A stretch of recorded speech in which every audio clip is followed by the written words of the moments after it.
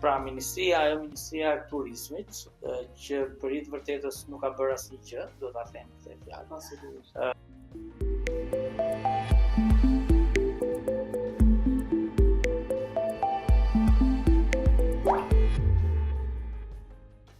Përshëndetje të dashur miq, jemi në episodin e dytë In The Flow, këtu në studio, në sezonin e dytë gjithashtu In The Flow, ku të ftuar kam një mik special. Ai në fakt është një erudit i bujqësisë, por gjithashtu është një individ shumë i angazhuar në turizëm dhe madje kohët e fundit ka bërë një kapërcim empirik, i cili është një lidhje mes gjithë botës digjitale dhe turizmit, jo vetëm turizmit bujqësor, por turizmit në përgjithësi, dhe mua më pëlqen shumë që njerëzit të eksperimentojnë në fusha të ndryshme dhe eksperimentojnë me sukses. Ilir Pilku, mirë se më erdhe në studio. Dhe parë faleminderit për ftesën dhe dua t'ju uroj sa më shumë suksese në këtë risi të re Flow Talksit, që diçka që i duhet edhe ndjekësve të juaj, por edhe atyre të gjithë që ju i shërbeni me aq dedikim dhe sillni gjithmonë gjëra të reja. Në fakt Flow na shkon shumë sepse duke folur me një njerëz që e njeh shumë mirë bujqësinë, rrjedha pra është një, le të them, një domosdoshmëri ose një lidhje mes sektorëve, rrjedha e lumit dhe rrjedha e punëve. Shiko, unë vitet e fundit, kuptohet mas eksperience të kontare 33 vite, bëra një ndryshim, bëra një pakt me veten time, që dua të bëj ato gjëra që unë ndjej dhe më pëlqejnë më shumë. Atë që ndoshta kemi çik përputhshmërinë edhe me atë që ju bëni. Ju fokusova agroturizmit, kam bërë projekte më të mira të agroturistike në Shqipëri. Përpos kësaj, kuptohet që platforma digjitale Unita Worldwide është një risi në Shqipëri. Kushdo mund të mundohet ose ka bërë platforma, por çështja është se sa të qëndrueshme janë dhe se sa i shërbejnë, sa efektive janë, sa i shërbejnë. Dhe në shumë drejtime që është platforma, turizmi është një nga ato që do t'i shërbej shumë. Sepse ka një gamë shumë të madhe, për shembull unë t'jap një eksperiencë djetë, por buka për t'ikë, rezervova për t'ikë në Maltë. Tashmë inteligjenca artificiale ta afron mundësira pafund, po ti duhet i dish si ti përdorish, të kesh aksesin, dhe vendosa dhe ja lash inteligjencën artificiale që të rezervonte për ty. Dhe të më përcaktonte çfarë do bëj, ku do shkoj, sa lek do harxoj. Pra jam 4 ditë në Maltë, më bëj një program.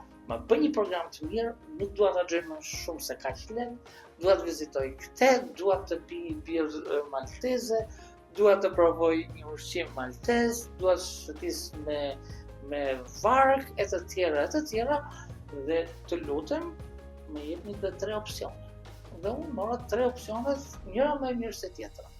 Po aman duhet të kesh aksesin, duhet ta kesh paguar atë platformën e avancuar të inteligjencës artificiale, në mënyrë që ti të marrësh atë benefitin e duhur. Në rastin konkret, tek unitaja i ke të gjitha këto. Dhe kjo është ajo që më pëlqen, që krijohet një sinergji e mirë midis çfarë ju bëni, çfarë ju i shërbeni turizmit shqiptar, dhe çfarë mundet dhe platformat t'i afrojnë për të, si e themi shpesh neve në gjithë ato raportet edit value, çfarë vlerë të shtuar mund të kemi nëse nuk është turizmi thjesht një turizëm që lidhet vetëm me ushqimin, që lidhet vetëm me një plazh, që lidhet është një konglomerat shërbimesh. Tani unë kam një pyetje që na sjell sërish nga Malta në Shqipëri. Kjo kafe çfarë është? Kjo është kafe Officina del Caffè. Tani ne kishim bërë ndërmend që të mos i përmendnim emrat e sponsorëve në gjatë bisedës për të mos u dukur artificial, po ta linim gjë të shkonte natyrshëm. Megjithatë, me që na pyete, është Officina del Caffè dhe është kafe shumë e mirë. Nga të paktën sepse edhe në Nga shkuma. Nga shkuma kuptohet që është kafe. edhe në standardet, kemi standardet e sigurisë ushqimore, kemi dhe standardet e cilësisë. Po. Në standardet e cilësisë, një nga ato që evidenton Është vizibilitet. është sa e bukur ngjan, Po. çfarë forme ka, dhe pastaj vjen dhe këshia. Është shumë e vërtetë. Në fakt edhe i kemi marrë masa të mirë. Shiko, me që ra fjala këtu, unë kam një parim bazë që nuk reklamoj thjesht për marketing. Pra po su binda vetë që produkti ose shërbimi është i mirë dhe ja vlen, varet se për cilën shtresë të shoqërisë ose të buxhetit vlen. Por ama duhet të bindem vetë në fillim që vlen. Nëse nuk bindem vetë, nuk e reklamoj. Tash sigurisht të gjithë duan para, por përpiqem ta shmang, pra nuk kam ngul në marrjen e një produkti që s'më ka pëlqyer. Kështu që besoj se është një produkt i mirë. Flora, unë të ndjek në këtë në social media dhe ai që bën ju, ekipi juaj, është fantastik. Është fantastik Shumë faleminderit. E vlerësoj. sepse mi të gjithat kanë shfletuar pak, më bëri dhuratë para pak kohësh, më bëri dhuratë të një revistë, shumë profesional. Shumë profesional. Kemi që nga viti 2011 që punojmë për atë dhe janë një ekip profesionistësh që janë bashkëpunëtor të jashtëm dhe të brendshëm, edhe mendojmë se është vërtet një produkt i mirë, sepse është një produkt kontribut i të gjithëve, pra i shumë emrave të njohur që merren me turizmin, me historinë, me trashëgiminë e kështu me radhë. Por tek pyetja sepse është shumë e rëndësishme. Unë e di dhe e marr me mend që kur je marr me implementimin ose me zbatimin e projekteve të agroturizmit në terrenin shqiptar, sigurisht e ke pasur më të thjeshtë që të zbatosh një projekt tek një investitor ose tek një sipërmarrës që ka dashur të ndërtojë një strukturë agroturistike. Do ndërtojnë këtë, do bazohemi tek nga ferma në tavolinë, nga toka në tryezë, do të bazohemi tek luksi ose tek e thjeshta, tek stili rustik apo moderne dhe luksoze, kështu me radhë, dhe i ke pasur idetë e qarta, ashtu si kundër edhe ai sipërmarrës që ka dashur të investojë ka pas idetë e qarta. S'kan qenë shumë të qartë. Okej, por mund të ketë pasur problem individi ndoshta, por jo koncepti. Tani të dalim te koncepti. A është e vështirë ta martosh marketingun digital ose botën digjitale me agroturizmin, me tokën, me biznesin fizik? Domethënë, është një martesë e vështirë apo janë pëlqyer me njëri tjetrin dhe kanë filluar të njihen? Nëse do ta analizoj në të gjithat e zinxhirin e vlerës, do të thoja që të ndërtosh një agroturizëm të mirëfillt, ashtu si thuhet, ka qenë një lehtë. Pra unë kam parë kam parë modelet. Sa agroturizma të mirëfillt ka në Shqipëri? E dua të sinqert përgjigje. Ka vetëm jo më shumë nga ato që janë të publikuara, jo më shumë se 25-30%. Të vërtetë, pra agroturizma ato që e meritojnë që të jenë për klasifikimet përkatëse të kenë atë etiketën, do ta quaj agroturizëm.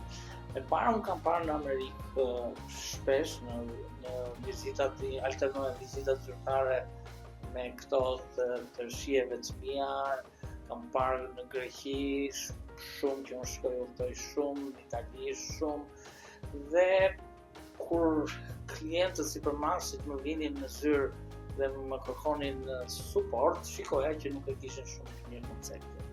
Pra, klasifikonin ose donin të ndërthurin diçka që nuk lidhej shumë me agroturizmin. Pra, më është dashur t'i bëj një master plan të mirë që të klasifikohet në agroturizëm. Pastaj ndërhyrja pastaj edhe tek ana inxhinierike. Pra, këto pllakat mira me shkëlqim të eliminoheshin, ato duralumini po më bën që të dalë tek pyetja tjetër. Duralumini të eliminohej, ishte gjithmonë koncepti i ndërthurjes guri, tulla dhe druri, Pra i produkteve origjinale dhe jo produkteve të fabrikuara. karrike, tavolina, të tjera, pra kam punuar edhe për këtë pjesë, por me shumë vështirësi sepse duhet të bindesh dikë që ai ka paratë, e ti. Sigurisht, por ama duhet kesh parasysh edhe që ka luftuar edhe kostoja se buxheti që ishte në dispozicion për të krijuar një gjë që të ishte sa më shumë fitopruese. Dhe ndërkohë që kur vinin pastaj ke pjesa e martesës,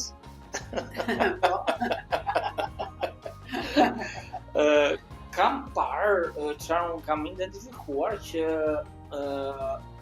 nuk janë shumë, si ta themi, aware, shumë të janë shumë të informuar, pra nuk janë shumë të ndërgjegjshëm që ti mund bësh një gjë shumë të bukur, ti mund të ndërtosh një kala që është e mrekullueshme, mund të kesh hedhur edhe 1 milion dhe 2 milion euro, por ajo ka nevojë për një marketing të mirë, ka nevojë për një social media të mirë, ka nevojë për një informacion të shpërndar në mënyrën e duhur, ose për një shtrihje në botën digjitale.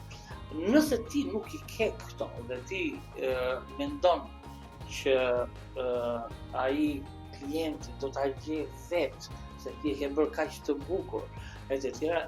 janë totalisht, domethënë edhe nga ata që dhe janë në situatë jo të mirë financiare, sepse nuk e kanë vazhduar atë pjesë të investimit, pra të marketimit të asaj që kanë ndërtuar. Tani,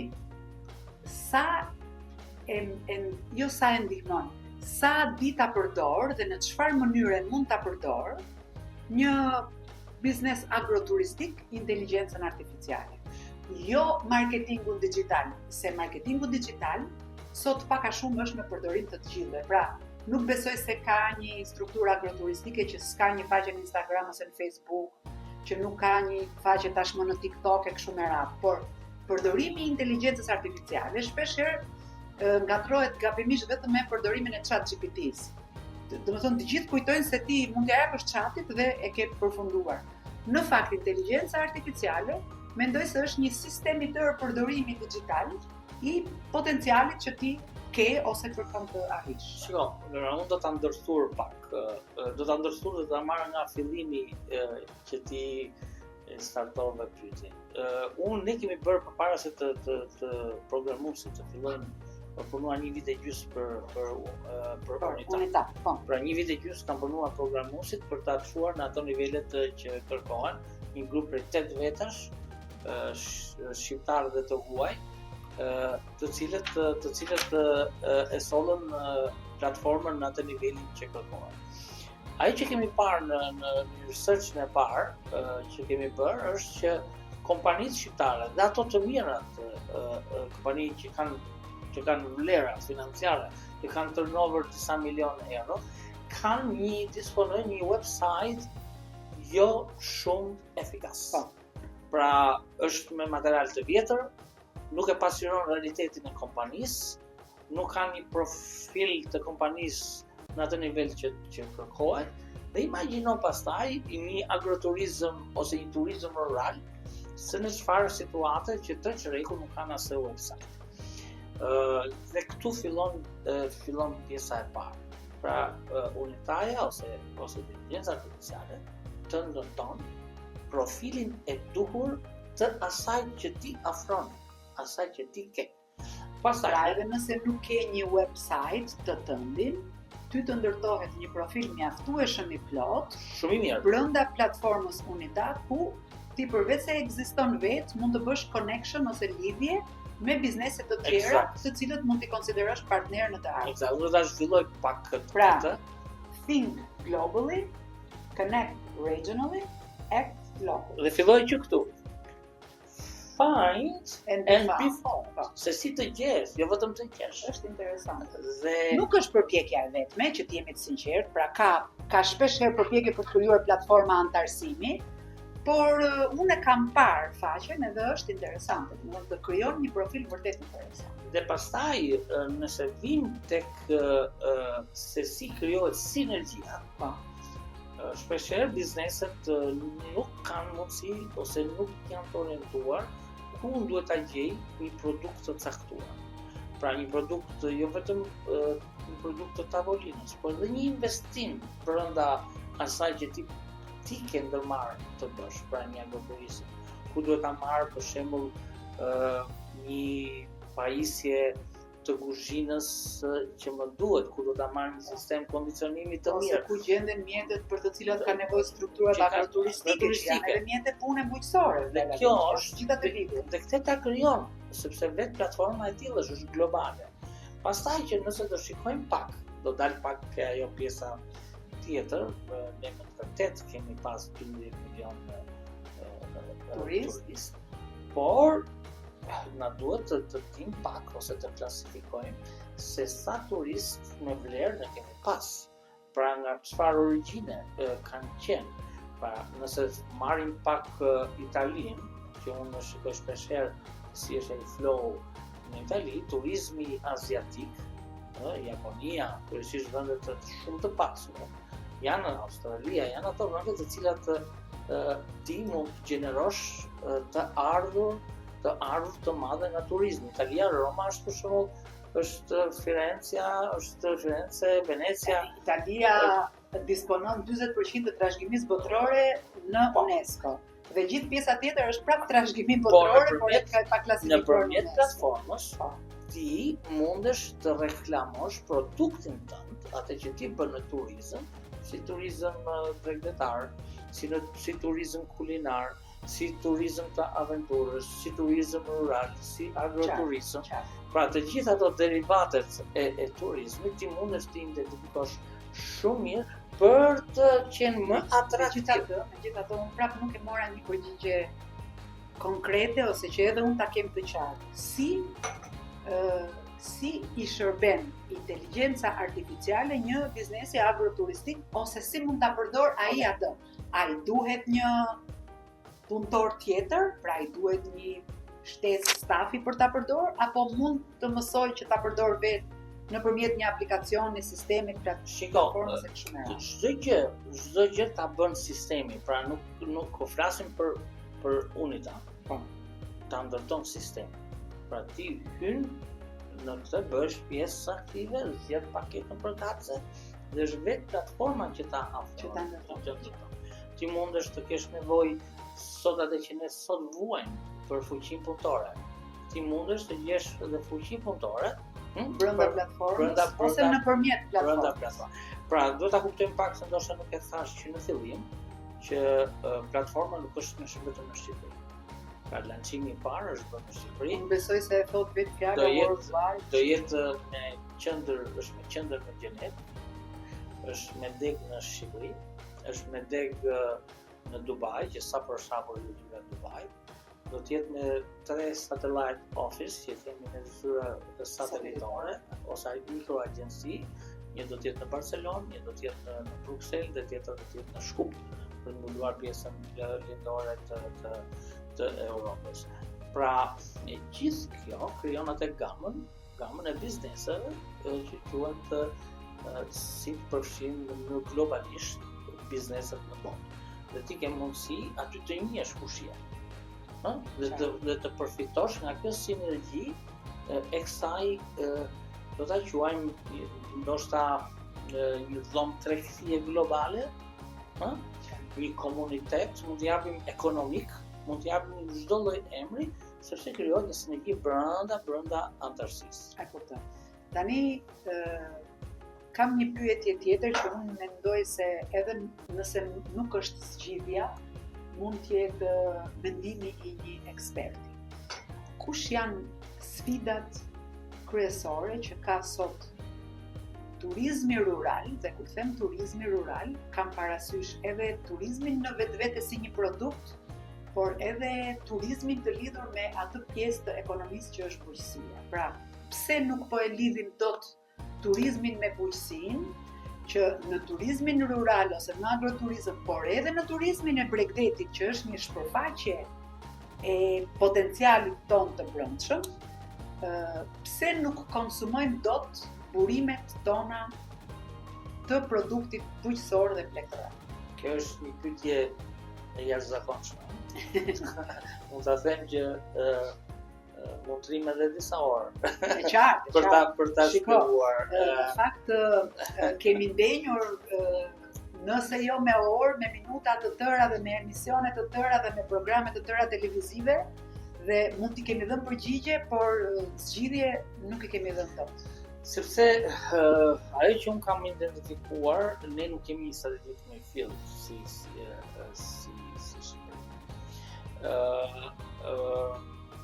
unë do të kthejmë pak në retrospektiv, dhe ne kishim një program shumë të mirë, programi Qenshat, Ulana Res. Pra ai ishte një program i shumë mirë identifikuar, aty ku janë potencialitetet. Po të ishte implementuar siç ishte në letër. Ishte implementuar. Kemi pasur një zhvillim rajonal, modeli. Por fondet e AZBR-s shkuan në drejtim të paditur. Fondet e IPARD-it shkuan në drejtim të ditur, po të pashprehur. Fondet e IPA, Interregut, të gjitha këto projektet e Bashkimit Evropian, e i vetmi vend ku nuk shkuan ishte në investimin e turizmit rural. Shkuan kudo tjetër. Shiko, edhe për këtë mund flas shumë, po mundohem të jem sa më rezervuar politikisht. Jo, nuk kam se ti je rezervuar. Okej, politikisht mund të jemi të gjithë, por ne bëjmë gabimin e madh që duke mos u marr politikisht, bëjmë gabimin që lëmë problemet pas zgjidhura, sepse politika nuk është gjë tjetër veç se mekanizmi që bën taksat tona të na shërbejnë sërish ne. Dhe nëse ne hyjmë në kurthin e shprehjes mos u merr me politik, ne bëjmë gabimin e madh që nuk merremi me le temi identifikimin se ku shkojnë taksat tona, apo jo? Shiko, e ky është ai kurthi i madh. Pse të mos merremi me politik? E din që edhe vetë zyrtarët nuk din ta ndajnë çfarë është politik ekonomike me politik politike. Parlamentare politike, ose politike tamam. Dhe kështu që duke mos i kuptuar, sepse aq zën, unë mundohem ta shiko, dhe në retrospektiv ne kishim një model zviceran, që ishte modeli shumë i mirë, në vitin 2014-2015, në ndërtimin në fundimin e 4 rajone zhvilluese. Dhe çdo rajon zhvillues do kishte atë zhvillimin ekonomik në të gjitha degët e ekonomisë në zonën përkatëse. Dhe kuptohet që ti ke një mundësi më të mirë menaxhimit të fondeve aty ku është nevoja dhe ku ti ke potencialitetin. Në korrik të 2018-s, kryeministri vendosi t'i shkrijë 4 rajonet. Dhe atë ombrellën e 4 rajoneve, sepse binte ndesh me Fondi Shqiptar Zhvillimi që për hir të vërtetës janë shumë para që ne edhe nuk i shikojmë shumë të investuara, ose të investuara gabim, prishen rrugët, bien urat, e tjera edhe kanalet, e çdo gjë tjetër që shikojmë. Po ndërkohë që kemi menu që bën 2 milionë tende menu. Edhe jo vetëm atë, por shumë, le të themi, prishje të tjera parash, të cilat nuk shkojnë asnjëherë në destinacionin e tyre. Dhe pastaj do ta vazhdoj, ndoshta kryeministri tash është kujtuar që ka rreth 6 muaj që vendos theksin tek funksionet e pushtetit lokal, pra detyrimet që ato duhet të kishin. Po ka filluar nga korriku në Cerrik, e tjera ka vazhduar prapë që pushteti lokal është inekzistent. Pra pushteti lokal duhet, duke pasur një zonë administrative, duhet të jetë ai që duhet ta zhvillojë koncepti i det edhe për turizm, edhe për agroturizm. Edhe për të zhvillojë pushteti lokal koncepti i det kur nuk ka për shembull të drejtën e administrimit të pronës, të tokës, të pronës të bashkët, të pronës publike. Të paktën duhet të ketë një strategji zhvilluese. Unë kam ndihmuar dy bashki. Ai kam mbledhur kop në kop disa herë për t'i thënë pse s'keni bërë akoma aplikimet për paketën e maleve. Pse merr akoset kaq shumë mungesën e aplikimeve, ndërkohë që janë bërë më shumë se 700, do ketë vajtur 1000 tani. Unë se kam ndjek fare këtë paketën në kanal në zyrë dhe nuk e kam ndjekur këtë paketën në maleve se nuk kam nuk po duket një lloj që të merret interesi. me zhvillimin lokal. Pse merr akoset kaq shumë se nuk është aplikuar për paketën e madhe? Unë do ta prek. Pra çfarë do të thotë kjo në vetvete? Unë do ta prek në një sens tjetër. Nëse ti ke një si bashki, ke një strategji të mirë të zhvillimit dhe të turizmit në veçantë. Ti mund të aplikosh për fonde donatore që janë pafund. Janë në Shqipëri, rajonale, europiane digjen dhe se nuk aplikohen projektet. Nuk kemi. Pjesa tjetër shkon jo në drejtimin e. Prandaj unë këtu e kisha atë fjalën që kjo e ka penguar shumë të zhvillohet ekonomia, turizmi në Shqipëri. Janë kujtuar tani, por prapë nuk shikoj në një hap pozitiv. Ne kemi monumente kulture pafund, ne kemi vlera historike pafund, ne kemi atraksione pafund, të cilat shumica ose janë të braktisura ose po varrosen në beton ku janë qendra urbane. Dhe ndërkohë kemi Durrësin për shkak që është një nga skandalet më të mëdha arkeologjike ku jo vetëm Veliera ka mbuluar zona të tëra që duhet bëheshin ndërlime, por ajo pastaj është çështje tjetër, historia e shiut që e kthen Velierën në pishin, por po flas amfiteatri është një skandal i tërë, domethënë në vend që të shpopullohet në mënyrë të mirë organizuar për ta zbuluar si amfiteatër dhe jo të shpopullohet për t'i nxjerrë njerëzit jashtë, për t'i lënë pa shtëpi dhe pastaj për të ndërtuar ku diun Titin, për shembull, se po bëhet një luftë e madhe tani për Titin,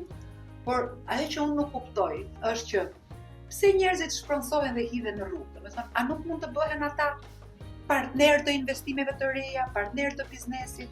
Ku diun, për shembull, pse banorët e rrjollit duhen nxjerrë përjashta në rrugë, ndërkohë që ata mund të kthehen në aksioner të investimit që po bëhet aty. Shiko, ne kemi çështje 35 vjeçare të mbartur që lidhet me çështjet e pronësisë dhe rrjolli tregon këtë pjesë. Ne jemi në Tiranë dhe kemi probleme në çështjet e pronësisë, vendosje, kartela të vjetra, të parifreskuara, e shumë gjëra të tjera.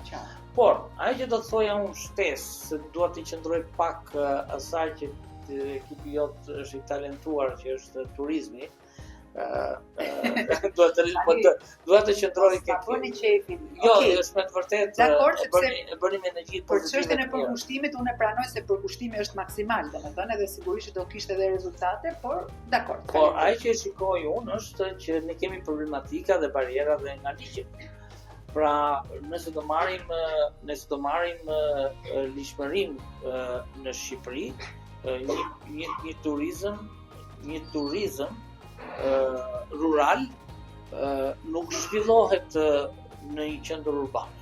Sigurisht. Por zhvillohet në një zonë që është rurale, është një zonë që mund të jetë pyjore, është një zonë që mund të jetë shkëmbore, është një zonë që mund të jetë bujësore dhe ligji nuk të lejon që ti të bësh ndërtime për këtë pjesë. Atëherë ku do t'i bëj këtë ndërtime? Ose shpeshherë thuhet që PVD-ja nuk e merr këtë zonë. Po nëse kjo PVD-ja shpjegoje pak për planet vendore të zhvillimit, nëse planet vendore janë bërë në 2010-ën dhe ne flasim sot në 2026-ën, atëherë pse mua më pengon që të zhvilloj në zonën. Mua më ka rënë të jetoj në Kalat të Dobës. Për shembull. Atëherë nëse ti kur ke bër studimin e peshkopisë së Dibrës, e ke bërë para 20 vjetësh dhe unë jam i penguar për këtë lloj investimi. Pra ligjet në Shqipëri ose nga ana tjetër, nëse ti po më fton mua që të aplikoj për paketën e maleve. Si është e mundur që ti po më fton të bëj diçka, ndërkohë që unë nuk gëzoj të drejtën e pronësisë mbi pronën time, nuk kam një certifikat pronësie. Ose të aplikoj në fillim për certifikatën e pronësisë, pastaj për paketën e maleve ose për çfarë do lloj. Edhe nëse ke në zonat rurale, edhe nëse ke një ligj që është bërë para 10 vjetësh, të kërkon që minimalisht i të kesh 10.000 metra katror, që asnjë nuk i ka 10.000 metra Po, katror se e ke në një coptuar. zonë rurale, sepse 7.500 e njëshi e ka coptuar atë tonë. Po. Pra, biles ka vende që është deri në 2 hektar, pra ti duhet të kesh 20.000 metra katror që të merret një leje ndërtimi. Qartë. Dhe kur merret një leje ndërtimi, ti ke prapë të ndërthuar disa allka AZT-ja, Agjencia e Zhvillimit të Territorit, Ministria e Bujqësisë, me disa Që ti nuk do ta gjesh me kur. disa burokrat që të pengojnë Po. në investimin tënd. Po, pse i ka Pra, bërë kaq E vështirë? gjithë kjo gjë krijon një problematik që ti sado që të kesh para remitancash, para që të janë afruar nga sistemi bankar, para që të kanë ardhur nga investitor Ti nuk i bashkëpunues, bën kur të gjitha letrat në rregull që të kesh që ti të kesh mundësi. Pse e ka bërë kaq vështirë? Dhe sipas teje? kjo është ajo që ne themi, unë kam 20 vjet që e them, ligjshmëria në Shqipëri duhet të zhbëhet dhe duhet bëhet nga e para. Dhe mendoj që tashmë që ka ardhur fazat e integrimit evropian të 34 kapitujve, është momenti më i mirë për të bërë ligje të mira. Dhe ajo pastaj një gjë që duhet ta prek pak Flora, se dhe kjo është pjesë e platformës Unitar Worldwide. Ne kemi shumë nga problemet në Shqipëri është venture capital. Pra ajo përthithja e kapitaleve të huaja. Pra jo gjithmonë ti si vendës mundesh të investosh 100% fondet e tua. Ti mund të kesh atë tokën, që është një vend pozicion shumë të mirë. Partneriteti të vjen nga një investitori huaj. Nga investitori huaj. Dhe nëpërmjet Unitas ti ke mundësi të përfitish investitor të huaj që janë të gatshëm Të vinë të investojnë. kanë para të lira, dhe ti ke mundësi që të bësh një partneritet me investimet që të marrin një vlerë të shtuar. Po që pastaj kur vjen në Shqipëri rezulton një kalvar i gjatë nga i cili shumica e tyre ose lodhen ose kur e shikojnë pa e nisur, po themi projektin, nuk e fillojnë fare. Ajo pjesa, nëse do të flas për eksperiencën time, nuk jam lodhur aq shumë për ta ndërtuar atë profilin e një agroturizmi, nuk jam lodhur aq shumë sa për ta bindur atë sipërmarrësin që të respektojë disa rregulla, nuk jam lodhur aq shumë sa për ta marrë atë grantin, pavarësisht të problematikave që vijnë nga shkalla e ulët kualifikuese të njohurive të stafit vlerësues, por deri diku unë kam kongullje dhe profesionalizëm dhe arrij atë që duhet, por një lodhje e madhe me lejet e ndërtimit, me këto strukturat problematike, që asnjë nuk e shikon biznesin si një potencial ekonomik që unë paguem me paratë e këtij Shikoj, biznesi. gjithmonë më bën përshtypje kjo dhe e përcjell jo pak e qartë. Për shembull, sa herë që bëhet fjalë për të vënë gjoba, për të nxjerrë rregullore, për të nxjerrë ligje për mbi ligje, biznesi shikohet si një lopë për të miel, por që në fillim rrihet me dajak. Domethënë, nuk konsiderohet asnjëherë si një lopë e mirë të cilën duhet ta përkëdhelësh, ta ushqesh, ta pastrosh, ta lash, ta shplash dhe sigurisht edhe ta mjelësh. Nuk shikohet biznesi si një partner, po si armik. Domethënë ajo fjala oligark që është thyer në një term të urryer, me të cilën zakonisht njerëzit etiketojnë le të themi bizneset e mëdha ose të pasurit e mëdhenj, të cilët gjithmonë i gjejnë gjëra të shtruar, gjithmonë marrin atë pjesën e luanit në treg e kështu me radhë. Bizneset e tjera të vogla, sipërmarrjet familjare, hotelet familjare, agroturizmat, që përbëjnë në fakt 80% të potencialit të biznesit në Shqipëri, shikohen gjithmonë kështu si ata lakejt e vegjël ose sikur, domethënë mund të bahen në hyqje vetëm duke i trajtuar keq me gjoba me. Pse kështu? Pse ndodh kështu? Shpera më kujtua një element shumë i çuditshëm. Arritëm të bëjmë një projekt shumë mirë agroturistik. Arritëm të sigurojmë edhe ato kondicionet për katse, pastaj do të përgjigjem ke kjo, por shumë interesante kjo. Pa gjetëm 10.000 hektar tokë, e morëm diku me qera, i bashkuam, da përcuam, i hipotekuam, e të tjera, dhe do të priteshin disa pemë. Pra, sepse aty do bëhet agroturizmi, pra ato pemë do priten, do mbilleshin të tjera. po do mbillen të tjera. Nëse ka mekanizma që mund të spostojnë temët sot, por kjo është çështje tjetër. Dhe pengesë ishte një eksperte e Ministrisë Bujqësisë që ju referon të një ligji të vitit 1994, ruajtja e tru frutore. Atëherë Dhe nuk ju ala. Unë gjeta goxha mundësira dhe goxha këmbulje, po qa janë këto ligje? Ti ke nxjerrë një ligj të vitit 2016 që lejon agroturizmin në zonat rurale, po duke vendosur disa kondicione, dhe ti pastaj e kundërshton këtë të 2016-s me një ligj të vitit 1994. Mos gabohemi ishte. Pra, e kuptoni se çfarë vështirësia. Gjenden kleçka gjithmonë që të mos bëhet gjëja dhe nuk gjenden mekanizma ndihmës që gjëja të bëhet sa më mirë dhe sa më shpejt. Sepse asnjëherë nuk e shikojmë duke relatuar pak edhe pyetjes suaj, ne asnjëherë nuk shikojmë një zyrtar inspektor, po e quajmë fjalën tamam, është fjala inspektor, i cili vjen me të drejtën e ligjit dhe të rekomandon, të këshillon për ndonjë problematikë të identifikuar. Por ajo gjoba në dorë, shpejt të vendosim një gjobë, ndërkohë që në çdo zonë edhe këtu ku jemi neve, përballë zyrës suaj, por ke rruga Elbasanit, në kombinat, në çdo vend ne shikojmë në rrugë, shesin pula të therrura, shesin qumësh me bidona, shesin lloj produktesh, ndërkohë që nuk merret njeri me këtë pjesë. Më kupton? Pra ndërkohë që ai që ka ndërtuar një biznes ka marrë masat edhe për certifikimin e të gjitha hallëve. Dhe ne shkojmë atje dhe identifikojmë një produkt i cili nuk është akoma i identifikuar, dhe themi e kapëm. Ta gjobisim. Pra duke qenë se edhe minutazhin e bisedës e kemi kaluar, unë dua që ta mbyll me një pyetje pozitive dhe do shpresoja që edhe përgjigja të ishte pozitive. Është sidoqoftë me gjithë këto problematika turizmi, por sidomos turizmi rural dhe agroturizmi në rrugë të mbar, pra është duke u kthyer në një hallë të mirë të rëndësishme të ekonomisë?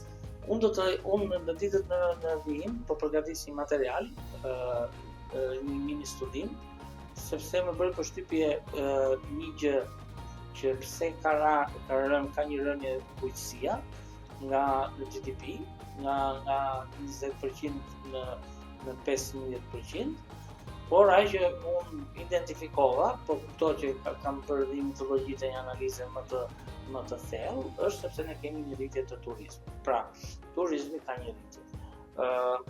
Por ai që pritet të ndodhi, dhe unë jam pozitivisht, shikoj, është që të dyja paralelisht do rritet më shumë. Kuptohet që do të jetë ndërtimi, do të dominoj. Do ketë një rënje në vjeçarin e ardhshëm. Pra, nuk do të dominojë më ndërtimi. Jo, dhe do jetë turizmi dhe bujqësia, sepse ato janë dy hallka që shkojnë me njëra tjetrën. Ti di shumë mirë, Flora, që një turist kur vjen në Shqipëri, nuk vjen për një mish të huaj, por vjen për një mish prodhim vendës. Edhe pse jo gjithmonë. Jo gjithmonë, vjen për një raki të mirë që tashmë ajo, por se këto bisedat vazhdimor me mua, neve duhet bëjmë një gjë që duhet bëjmë certifikimet brendet tona, sepse rakina kanë marrë. Na ka marrë Serbia, e ka certifikuar edhe Greqia. Po mirë, unë mendoj që rakia është një produkt ballkanik, kështu që ne në origjinë e kemi ne më të vjetër. Pra Ministria e Turizmit, që për hitë vërtetës nuk ka bërë asnjë gjë, do ta them këtë fjalë. Duhet kishim menduar të gjitha këto. Djathtë ton, ne nuk kemi një djath shqiptar, një bulmet shqiptar. Djathi klasik shqiptar quhet feta grek. Feta grek është, pra të gjitha këto duhet të inshallah s'na marrin dhe plisin, se më duket se po bëhet gati dokumentacioni dhe po aplikohet, pra po them po bëhet. Por ndërkohë që kemi djathin ton, për shembull Vizea. Vizea është një djath që është autokton shqiptar. Po Mishavinën që mori çmime në festivale ndërkombëtare. Merret bëje. Kemi verën Shishinezi, që është unik autokton. Akoma nuk e kemi bërë. Ne mund të them që ne kanë marrë italianët, ne kanë marrë klonet origjinale. Kemi produkte klikot nga më të ndryshmet, pra kemi aq shumë produkte të cilat Ministria e Turizmit duhet i mendoj mirë sepse këto janë ato vlerat. Le ta mbyllim shumë me kliko, me shije, me verë, me Me djathtë, pozitivitet. me pozitivitet dhe me shpresën që nëse nuk do ta bëj shteti, do ta bëj sektori privat, pra do ta bëjmë ne vetë turizmin funksional, edhe pse bujqësia ka shumë hallka që çalojnë, nëse ne vetë do ta përqafojmë bujqësinë siç ka, pra shumë, nuk ka shumë, po ka shembuj të tillë pozitiv që e kanë lidhur sektorin e bujqësisë agron dhe blegtorin me turizmin drejt për drejt. Shpresoj që të shkojmë drejt kësaj vije. Unë të falenderoj shumë që më erdhe, edhe shpresoj që t'ja ketë vlerëtur. Edhe unë ju falenderoj edhe për këto iniciativa kaq të mira, për këtë podcast Flow Talks, që është në fazën e parë, por jam sigurt që do ketë një zhvillim. Shiko, është e sigurt që nuk do luftojmë as për virale, as për skandale, që do të thotë ne do bëjmë biseda të shtruara me profesionistë. Kush ka dëshirë t'i ndjek, i gjen në YouTube. Kush nuk ka dëshirë do të thotë që nuk është interesuar dhe nuk është personi i duhur për t'i ndjekur. Kështu që ju falenderoj dhe suksese. Faleminderit të dashur miq. Ne ishim në episodin e dytë të In the Flow Talks. Do të rishihemi në episodin e tretë. Mirupafshim.